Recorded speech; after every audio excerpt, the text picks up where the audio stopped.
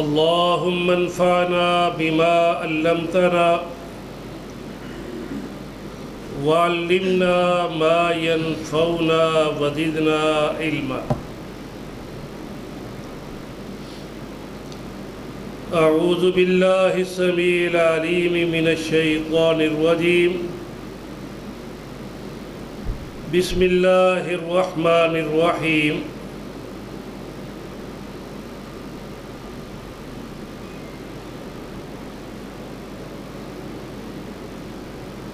اِنَّا أَعْطَيْنَاكَ الْكَوْثَرَ فَصَلِّ لِرَبِّكَ وَانْحَرْ إِنَّ شَانِئَكَ هُوَ الْأَبْتَرُ.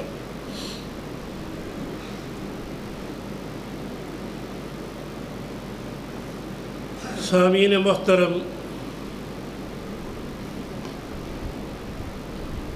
ذو الحج کا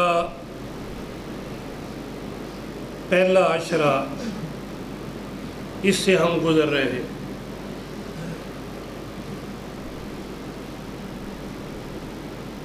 گزشتہ خطبہ جمعۃ المبارک میں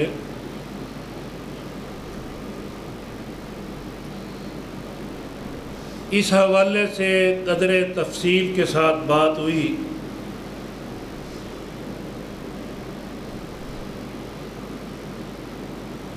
کہ عشرہ ذو الحج کا پہلا عشرہ، اس میں نیک عمل کا بہت زیادہ اجر و ثواب.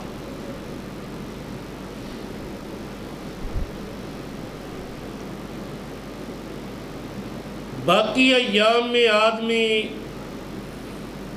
چاہے کتنے بھی عمل کر لے،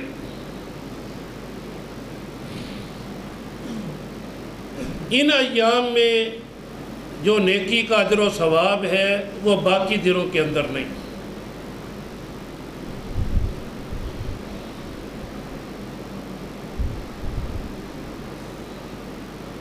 اسی عشرے میں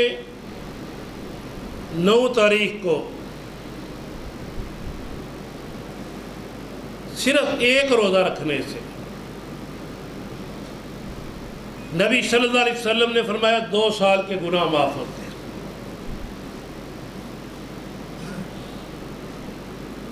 اسی عشرے میں ہی ہم اپنے لیے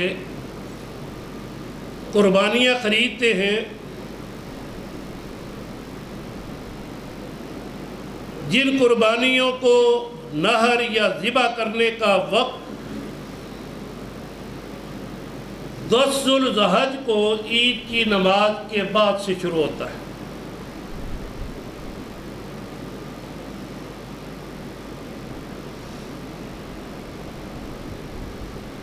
ہمارے جو 2 تہوار ہیں عید الاضحیٰ اور عید الفطر،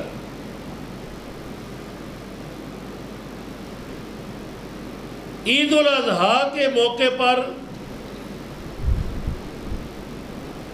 ہم قربانی کرتے ہیں.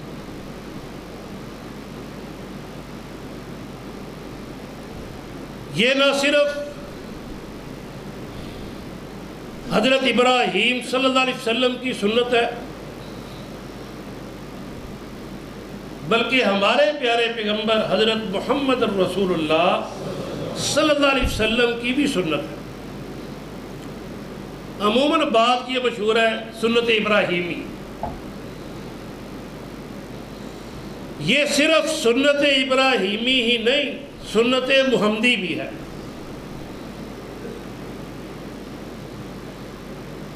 اور ہر دور میں ہی جب سے انسان کی تخلیق ہوئی ہے قربانی کا سلسلہ چل رہا ہے.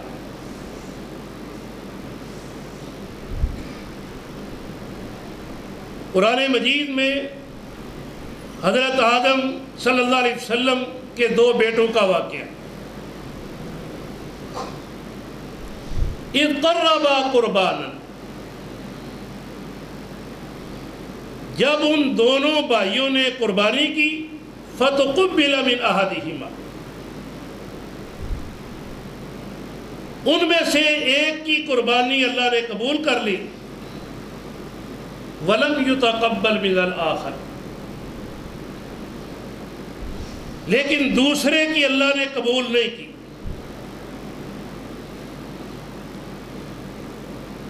یعنی پہلے دور کے اندر جو آدمی اللہ کے نام پر کوئی چیز قربان کرتا تھا اس کا پتہ چل جاتا تھا کہ اس کی قربانی اللہ نے قبول کی ہے یا نہیں کی. بعد میں ہم پر اللہ کا یہ بہت بڑا انعام ہے کہ اللہ نے ہمارے اس عمل کے اوپر پردہ ڈال دیا کہ ہم قربانیاں کرتے ہیں، پتہ نہیں کس کی قبول ہوتی ہے کس کی قبول نہیں ہوتی. اگر اللہ رب العالمین پہلے لوگوں کی طرح ہماری قربانیوں یا اعمال سے بھی پردہ ہٹا دیتا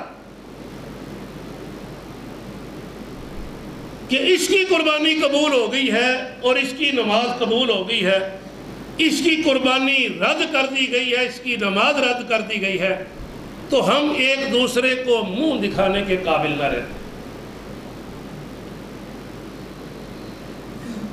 پتہ نہیں ہم میں سے کتنے لوگ ہوتے جن کی نمازیں اور قربانیاں ان کے منہ پر مار دی جاتی. اللہ نے ہمارے اعمال پر پردہ ڈال دیا. یہ اللہ کا ہم پر بڑا انعام ہے. لیکن ہمیں اپنے اعمال سنت کے مطابق کرنے چاہیے.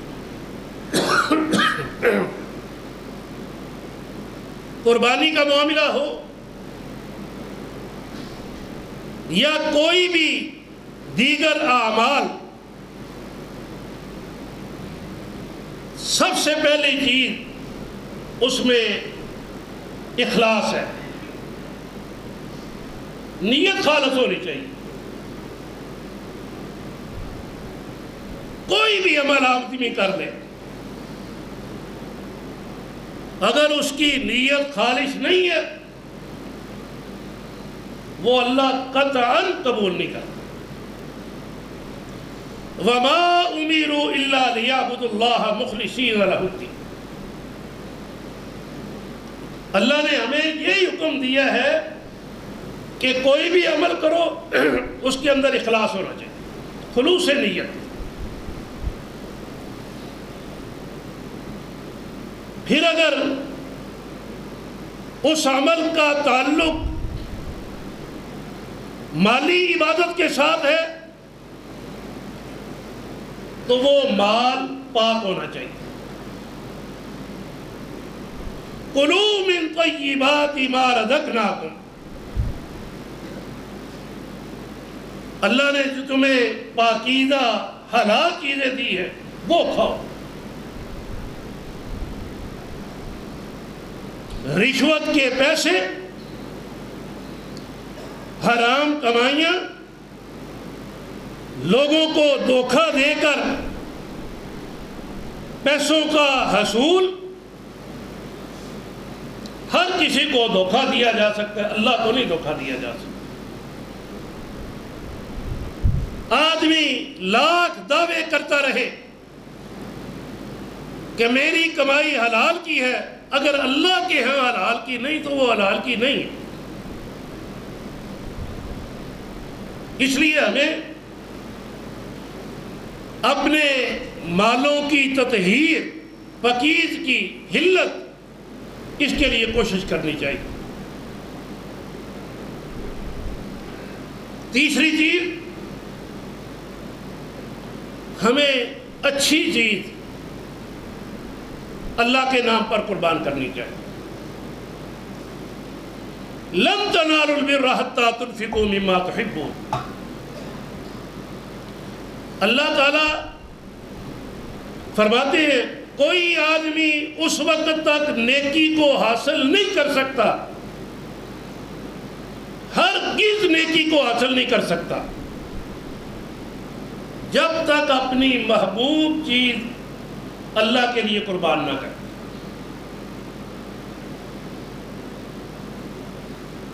ہمارے ہاں ان چیزوں میں بڑی کمی ہے، اللہ معاف کرے، اخلاص کی بے حد کمی ہے۔ کمائیوں میں حلت و حرمت اس کی پرواہ نہیں ہے۔ اللہ کے راستے میں دیا جانے والا مال یا چیز، اس کا ہم انتخاب کرتے ہیں جو ردی چیز ہوتی ہے، جس کو کوئی نہیں نہ لیتا، کہتے اللہ کے نام پر دے۔ گزشتہ دنوں ہمارے جامعہ میں ایک دیسی بکری کوئی دے گیا۔ بکری دیکھنے میں بڑی اچھی تھی، بڑی قیمتی بکری ہے یہ، لیکن بعد میں جب پتہ چلا تو اس کو زہر بات تھا۔ اس کا ہم نے بہت زیادہ علاج کروایا، ہزاروں روپے لگائے، لیکن ڈاکٹروں نے کہا کہ اس کا زہر جو ہے سارے جسم کے اندر پھیل گیا ہوا ہے، جس طرح کسی کو کینسر ہو جاتا ہے نا، اس طرح اس کی کیفیت ہوگی۔ انہوں نے جب دیکھا کہ یہ جانور ہمارے قابل نہیں رہا، وہ اللہ کے نام پر دے گئے۔ لن تنالوا البر حتى تنفقوا مما تحبون، فرمایا ہرگز تم اس نیکی کو حاصل نہیں کر سکتے جب تک تم وہ چیز اللہ کے لیے قربان نہ کرو جس کو تم محبوب سمجھتے ہو۔ ہمارے جامعات کے اندر آتے ہیں کہ کوئی کہہ دیتے ہیں عالم دین کے کوئی صدقہ کر دو، وہ کہتے ہیں جان کا صدقہ ہونا چاہیے۔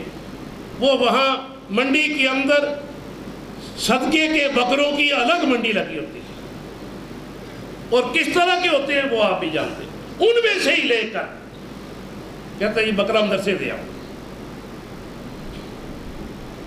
کیا آپ اپنے کھانے کے لیے وہی پسند کرتے؟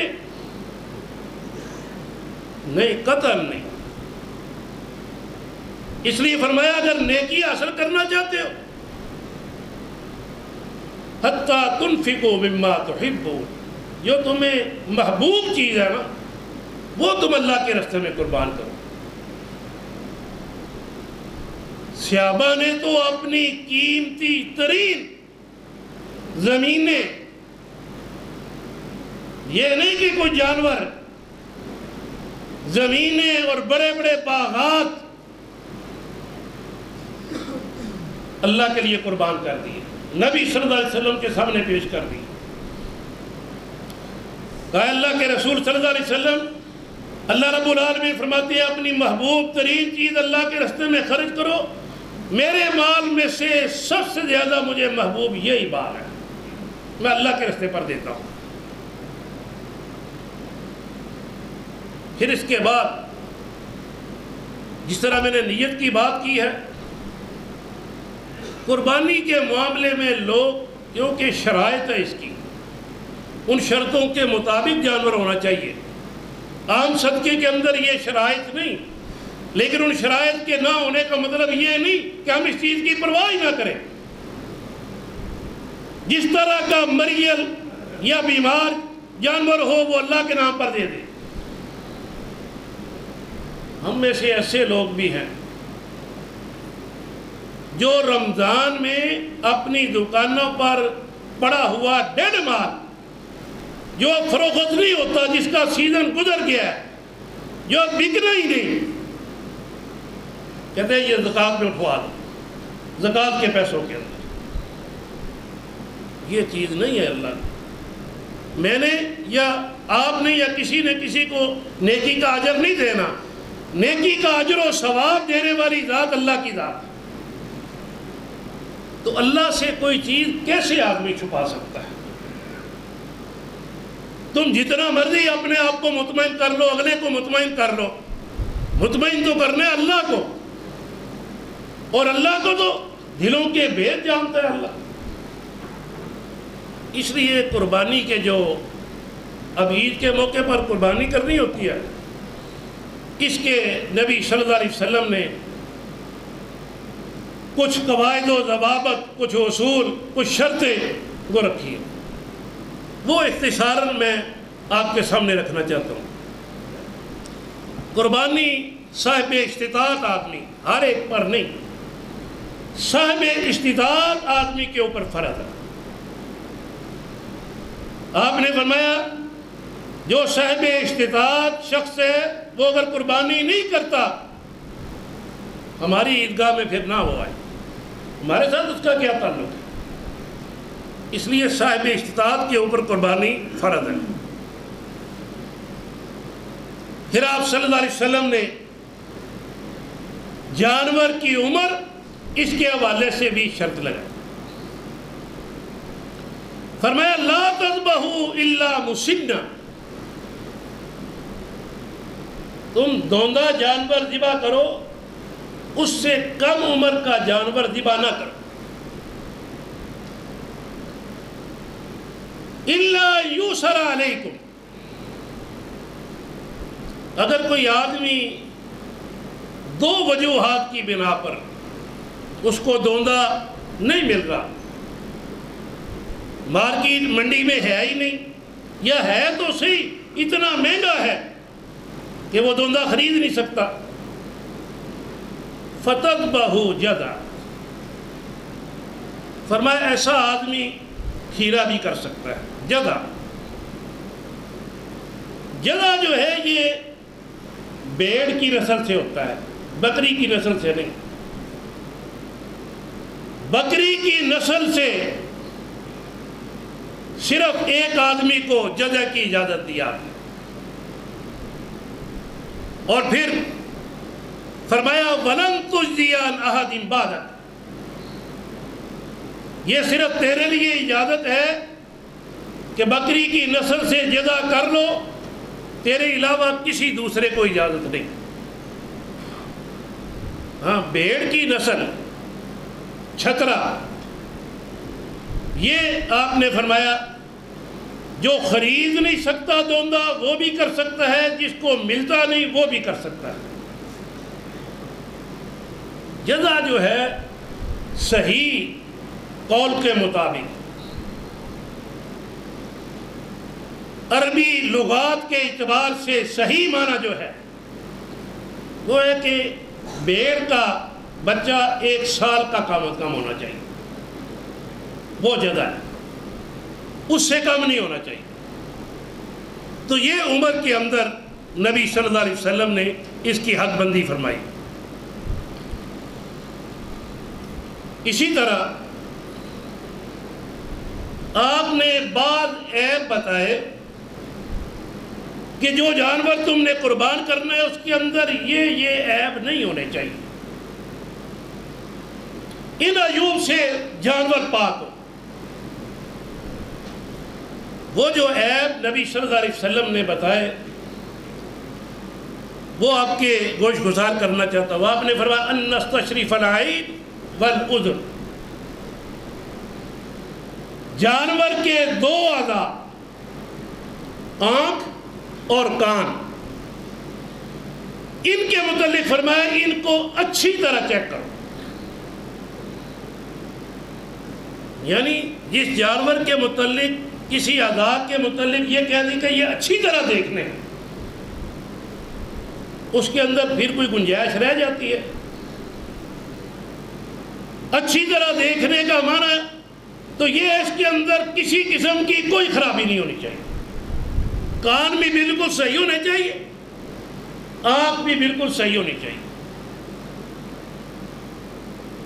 2 تو یہ الفاظ ہیں حدیث کے اندر، ایک حدیث کے اندر 4 چیزیں اور بیان فرمائیں۔ 4 لا تجوز فی الاعضاء،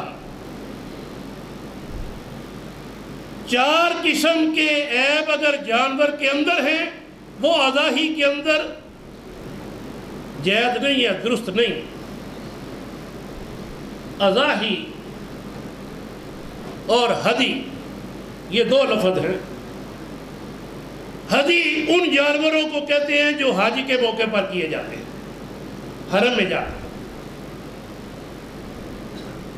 اور اضحی ان جانوروں کو کہا جاتا ہے جو ہم یہاں کرتے ہیں، قربانیاں۔ آپ نے فرمایا 4 عیب جن اضحی کے اندر ہوں وہ قربانیاں جائز نہیں ہیں۔ وہ آپ نے فرمایا الاورا، ایک عیب ہے اورا، یہ آنکھ کے متعلق ہے کہ وہ جانور اس کی ایک آنکھ بھی خراب نہیں ہونی چاہیے، دو تو دور کی بات ہے نا، ایک آنکھ بھی اس کی خراب نہیں ہونی چاہیے۔ دوسرا لفظ ہے المرضى، وہ جانور بیمار نہیں ہونا چاہیے، تندرست جانور ہونا چاہیے۔ تیسرا لفظ فرمایا الارجا، وہ جانور لنگڑا نہیں ہونا چاہیے، اگر چلتے ہوئے واضح طور پر پتہ چلے کہ یہ لنگڑا ہے، ایسا جانور بھی قربانی کے لیے جائز نہیں ہے، شک کی بنا پر نہیں، واضح پتہ چل رہا ہے، زخم اس کا نظر آئے نہ آئے، اگر وہ لنگڑاتا ہے پھر وہ جائز نہیں ہے۔ چوتھا فرمایا الکثیرہ، ایسا جانور جو بوڑھا ہو گیا، جس کی ہڈیوں میں مکھی نہیں رہی، بوڑھا جانور، فرمایا یہ 4 عیب جس بھی قربانی کے اندر ہوں وہ قربانی جائز نہیں۔ جب کوئی جانور خریدو تو پھر اچھا جانور ہونا چاہیے۔ جانوروں کے اندر عمر کی بھی بات آپ نے سنی کہ دوندا ہونا چاہیے۔ دوندے کا یہ معنی ہے کہ دوندا ہو یا اس سے اوپر ہو، چوگا ہو،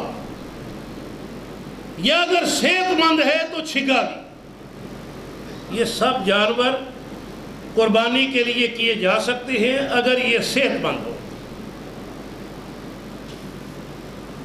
اسی طرح نبی صلی اللہ علیہ وسلم نے 2 اور لفظ بھی حدیث میں ہے، آدم القرن، وہ جانور جس کا سینگ ٹوٹا ہوا ہے۔ آدم القرن، سینگ جو ہے اس کے 2 حصے ہوتے ہیں، ایک ہے اوپر خول، ایک اندر سینگ ہوتا ہے گلی۔ اوپر کا جو خول ہے وہ اگر ٹوٹا بھی ہوا ہے تو وہ عیب نہیں، سینگ جو ہے اصل اندر وہ ٹوٹا ہوا نہیں ہونا چاہیے۔ اس میں دوبارہ کانوں کی بات آئی ہے، آدم القرن والاذن، کان بھی صحیح ہونے چاہیے، سینگ بھی صحیح ہونے چاہیے۔ اسی ہفتے میں ہی یہاں بازار سے ہمارے پاس دوستوں نے بکرے کے کانوں کی تصویریں کھینچ کر بھیجی کہ اس طرح کا بکرا ہے۔ تو کانوں کے بارے میں تو نبی صلی اللہ علیہ وسلم نے سخت لفظ بولے ہیں، ان نستشرف العین والاذن، آنکھیں اور کانوں کو اچھی طرح چیک کرو۔ وہ تو واضح پتہ چل رہا ہے خراب کان ہے۔ تو یہ چیزیں جو ہیں ان سب کا آدمی کو خیال رکھنا چاہیے۔ یہ جو عیب میں نے بیان کیے ہیں، یہ جس وقت قربانی کرنی ہے اس وقت تک ان عیبوں میں سے کوئی عیب نہیں ہونا چاہیے۔ اگر نہر یا ذبح کرنے سے چند منٹ پہلے بھی ان میں سے کوئی عیب پیدا ہو جائے وہ جانور قربانی نہیں ہو سکتا۔ مثال کے طور پر ذبح کرنے کے لیے پکڑنے لگے، لٹانے لگے، آنکھ میں چھری لگ گئی ہے، وہ جانور قربانی نہیں ہو سکتا۔ گھر میں باندھا ہوا ہے، اس کی ٹانگ ٹوٹ گئی ہے، قربانی نہیں ہو سکتی۔ قربانی کرتے وقت تک، ذبح کرتے وقت تک یہ عیب جو ہے ان سب عیبوں سے پاک ہونا چاہیے۔ ایک حدیث بطور دلیل پیش کی جاتی ہے کہ بعد میں جو عیب پیدا ہوئے ہے وہ عیب شمار نہیں ہوتا جی۔ وہ حدیث کے اندر لفظ ہے، ایک آدمی نے اپنے لیے چھترا خریدا، جا ذیب فاکل من ذنبھا، تو وہ اس کا جو دم ہے وہ بیڑیا دم اس کی اتار کے لے گیا، ذنبھا۔ عربی گرامر کے اندر زبر زیر کی تبدیلی کے ساتھ معنی تبدیل ہوتے ہیں۔ میں پہلے بھی بعض اوقات کی مثالیں دیتا ہوں، یہ بھی اس کی مثال ہے، من ذنبھا۔ یہ ذنب نون کے اوپر زبر پڑے تو یہ جانور کی دم جو ہے اس کا معنی ہوتا ہے دم۔ اگر اس کے اوپر جزم پڑھ لے ذنب، پھر گناہ اس کا معنی ہوتا ہے۔ جس طرح قرآن مجید میں بھی اور احادیث میں بھی متعدد بار استعمال ہوا ہے ذنب، تو پھر اس کا معنی گناہ ہوتا ہے۔ تو یہ حدیث کے اندر ہے جا ذیب فاکل من ذنبھا، بیڑیا آیا اور اس کی پوچھل اتار کر لے گیا، بعد اس کی چکی بھی منع کرتے ہیں۔ یہ حدیث سند کے اعتبار سے انتہائی ضعیف ہے، اس کو بطور دلیل نہیں پیش کیا جا سکتا۔ ویسے بھی عیب وہ ہیں جو اللہ کے رسول نے بیان کیے ہیں۔ جو عیب اللہ کے رسول نے بیان نہیں کیا وہ عیب نہیں ہے۔ خالی ایک جانور کے جسم پر زخم ہے، لیکن اس کی وجہ سے یہ جو عیوب ہے ان میں سے کوئی عیب اس کے اندر نہیں ہے، چلتا صحیح ہے، بیمار بھی معلوم نہیں ہوتا، زخم بھی ہے، تو ایسا جانور عیب دار نہیں ہے۔ خالی زخم کو اللہ کے رسول نے عیب قرار نہیں دیا۔ تو یہ جو عیوب ہیں ان عیبوں میں سے کوئی عیب نہیں ہونا چاہیے، اس کے علاوہ اگر کچھ ہے تو وہ عیب کے اندر شمار نہیں ہوتا۔ پھر قربانی کے لیے کون کون سے جانور جائز ہیں؟ حدیث کے اندر قرآن مجید میں جو دلائل ہیں اس حوالے سے، اللہ رب العالمین فرماتے ہیں وَلِكُلِّ أُمَّةٍ جَعَلْنَا مَنْسَكًا لِيَذْكُرُوا اسْمَ اللَّهِ عَلَىٰ مَا رَزَقَهُم مِّن بَهِيمَةِ الْأَنْعَامِ۔ سورہ حج فرمایا ہر ایک امت کے لیے قربانی ہے، لِيَذْكُرُوا اسْمَ اللَّهِ عَلَىٰ مَا رَزَقَهُم مِّن بَهِيمَةِ الْأَنْعَامِ۔ وہ قربانی بہیمۃ الانعام سے ہونی چاہیے۔ پھر سورہ انعام میں جس سورت کا نام ہی انعام ہے، بہیمۃ الانعام، اس میں ان جانوروں کا ذکر کیا ہے جو بہیمۃ الانعام کے اندر آتے ہیں اور ان کی قربانی کرتے ہیں۔ فرمایا 8 قسم کے جانور ہیں، 8 قسم کے جانور مذکر مؤنث ہونے کی وجہ سے، یعنی فرمایا 8 ازواج، 8 قسم کے جوڑے، یعنی بکرا اور بکری یہ 2 ہیں، چھترا اور بھیڑ یہ 2 ہیں، 4 ہو گئے، گائے اور بیل یہ 6، اونٹ اور اونٹنی یہ 8، یہ ثمانیۃ ازواج ہے۔ یہ اللہ رب العالمین نے قرآن مجید کے اندر بیان فرمایا کہ آدمی بکرے یا بکری کی قربانی کر سکتا ہے، چھترا یا بھیڑ کی قربانی کر سکتا ہے، گائے یا بیل کی قربانی کر سکتا ہے، اونٹ یا اونٹنی کی قربانی کر سکتا ہے۔ یہ چیزیں ہیں جن کی قربانی کرنی ہے، اور اتفاق یہ ہے کہ ہمارے ماحول میں یہ چیزیں عام ملتی ہیں، کوئی کمی نہیں اللہ کی توفیق سے۔ اونٹ بھی وافر مقدار میں، گائے بھی، بیل بھی، بکرے چھترے وافر مقدار میں ملتے ہیں۔ لیکن اس کے باوجود بعض لوگ یہاں ایک نئی بات کرتے ہیں کہ بھینسے کی، کٹے کی قربانی ہے کہ بھینس کی قربانی، اور پھر بعض لوگ کہتے ہیں کہ یہ گائے کی جنس سے ہے۔ جنس کے دلائل دیتے ہوئے کہتے ہیں جس طرح تعداد کے لحاظ سے گائے کے اوپر زکوٰۃ پڑتی ہے، اسی طرح بھینس کی تعداد بھی اتنی ہے، ان کے اوپر بھی زکوٰۃ پڑتی ہے۔ دونوں کا گوشت کھایا جاتا ہے، دونوں کا دودھ پیا جاتا ہے، اس لیے یہ جنس سے ہے۔ حالانکہ اسی طرح کے 2 جانور ان 8 جانوروں کے اندر بھی ہیں جو قرآن مجید نے بیان کیا۔ مثال کے طور پر بکرا اور چھترا، دونوں کا استعمال ایک ہے، دونوں حلال ہیں، دونوں کا گوشت کھایا جاتا ہے، دونوں جو ہے جتنی تعداد بکریوں کی 40 ہو جائے، ایک بکری زکوٰۃ ہے تو 40 چھترے ہو جائیں، بیڑے ہو جائیں، ان میں بھی ایک زکوٰۃ ہے، ایک طرح کی زکوٰۃ ہے۔ اگر صرف انہی بنیادوں کے اوپر اللہ نے جنس قرار دینا ہوتا تو پھر بکری کے ساتھ بھیڑ کا ذکر نہ ہوتا، اس کو بھی اللہ تعالیٰ کہہ دیتے ہیں کہ یہ تو جنس ہے، ایک بکری کا جو ذکر ہو گیا تو بھیڑ کا اس کے اندر خود بہت ہی ذکر ہو گیا۔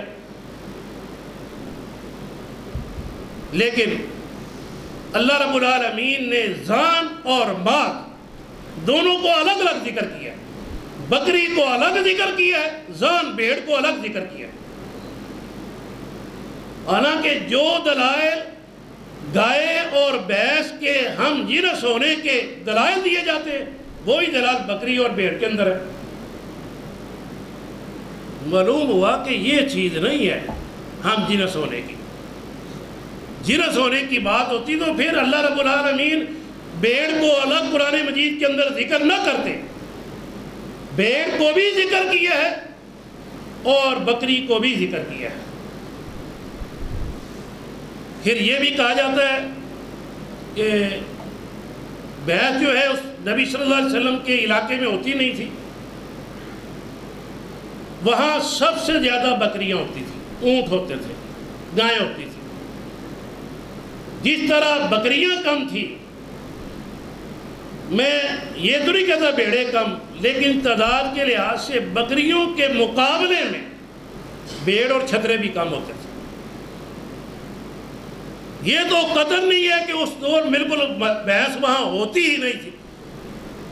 شریعت جو ہے یہ صرف مکے اور مدینے کے لیے تو آئی نہیں، اور نازل کرنے والا اللہ رب العالمین ہے۔ اللہ رب العالمین نے تو پوری دنیا کے لحاظ سے شریعت نازل کی ہے کہ دنیا کے کس کس کونے میں کیا کیا چیز ہوتی ہے، اس کو سب نے رکھتے ہوئے یہ 4 چیزیں جب مذکر مؤنث ملائے تو 8 بنتی ہیں، ان کو کہا ثمانیۃ ازواج۔ اس لیے کٹا، بھینسا، بھینس، اگر آپ کو گائے مل رہی ہے، دوسرے جانور عام مل رہے ہیں، پھر اس طرح کی جو ہے نا بات نہیں کرنی چاہیے کہ آدمی یہ سوشل میڈیا پر یا عوام کے اندر یہ مسئلہ پھیلائے کہ کٹے کی قربانی ہوتی ہے کہ نہیں. اگر عام دوسرے جانور مل رہے ہیں تو وہی کرنے جائیں. اگر وہ نہیں ملتے، کوئی نہیں ملتا، پھر آپ کٹا کر سکتے ہیں. اس لیے اس سے احتیاط کرنی چاہیے. یہ جانور جو ہے، جو آٹھ ہے، یہی کرنے چاہیے. اسی طرح قربانی میں گائے کے اندر 7 گرانے اور اونٹ کے اندر 10 گرانے شامل ہو سکتے ہیں. اسی طرح ایک اور چیز جو آتی ہے، کہتے ہیں میت کی طرف سے قربانی. میت کی طرف سے قربانی کی کوئی صریح واضح دلیل نہیں ہے کہ میت کی طرف سے قربانی ہو. وہ ایک صدقہ ہوتا ہے، بطور صدقہ آپ کر سکتے ہیں. تو صدقہ آدمی خود نہیں پھر کھا سکتا، وہ حصہ سارے کا سارا غریبوں کے اندر تقسیم کر. یا دوسری صورت یہ ہو سکتی ہے کہ مرنے والا وصیت کر گیا ہے کہ میرے مرنے کے بعد میری طرف سے قربانی کرنا. تو یہ وصیت کی تکمیل ہے جو قرآن مجید میں حکم ہے کہ وصیت جو کرے میت اس کو پورا کرنا چاہیے. اس صورت میں میت کی طرف سے قربانی کر سکتے ہیں. ویسے الگ قربانی جس طرح ہم اپنے لیے کرتے ہیں، خود بھی کھا سکتے ہیں اور رشتہ داروں میں بھی بیچ سکتے ہیں، غریبوں میں بھی تقسیم کرنی ہے، اس طرح کی قربانی میت کی طرف سے نہیں ہے. حجامت کا مسئلہ گزشتہ خطبے میں آیا تھا، لیکن وہ آدمی جو قربانی کی طاقت نہیں رکھتا، اس کے بارے میں نبی صلی اللہ علیہ وسلم نے فرمایا کہ وہ عید کے دن اپنی حجامت بنوا لے، مونچھیں کٹوا لے، بغلوں کے بال کروا لے، زیر ناف بال کروا لے، ناخن کٹوا لے. یہ حجامت مکمل بنوا لے، اللہ رب العالمین اسے بھی اتنا ہی اجر و ثواب عطا فرمائیں گے جتنا قربانی کرنے والے کو اللہ اجر و ثواب عطا فرماتے ہیں. تو یہ اس کے لیے ہے جو قربانی آدمی کرنے کی طاقت نہیں رکھتا. قربانی کا وقت یہ اس کی ابتدا ہوتی ہے عید کی نماز پڑھنے سے. جب عید کی نماز پڑھ لی جائے اس کا آغاز. اس سے پہلے اگر قربانی کرے تو وہ قربانی نہیں. نبی صلی اللہ علیہ وسلم کے دور میں صحابی نے کی تھی، آپ نے فرمایا یہ تیری قربانی نہیں، اس کی جگہ پر اور کرو. یہ ہے ابتدا. اور انتہا ہوتی ہے 13 ذوالحج کی سورج غروب ہونے سے پہلے تک. 13 ذوالحج یعنی 4 دن قربانی کے ہیں، 10 11 12 13. پہلا دن یوم النحر، اس کے اندر کسی کو شک و شبہ ہی نہیں. اس کے بعد آپ نے فرمایا کلو ایام تشریق ذبح، ایام تشریق سارے کے سارے ذبح کا دن ہے. اور اس میں بھی کوئی اختلاف نہیں، سارے ہی فقہا مانتے ہیں کہ ایام تشریق جو ہے 11 12 13 تاریخ کو ایام تشریق ہوتا ہے. اس لیے 4 دن آدمی قربانی کر سکتا ہے. قربانی کو کوشش کرنی چاہیے آدمی خود ذبح کرے. نبی صلی اللہ علیہ وسلم جو قربانی آپ نے مدینے میں کی، وہ آپ نے 2 چھترے کیے. اور وہ حدیث میں آتا ہے عملہ ہے ہی نہیں اقرا نہیں. وہ سیاہ اور سفید تھے، یعنی چھترے جو ہے سیاہ اور سفید تھے، اور ان کے سینگ بھی تھے.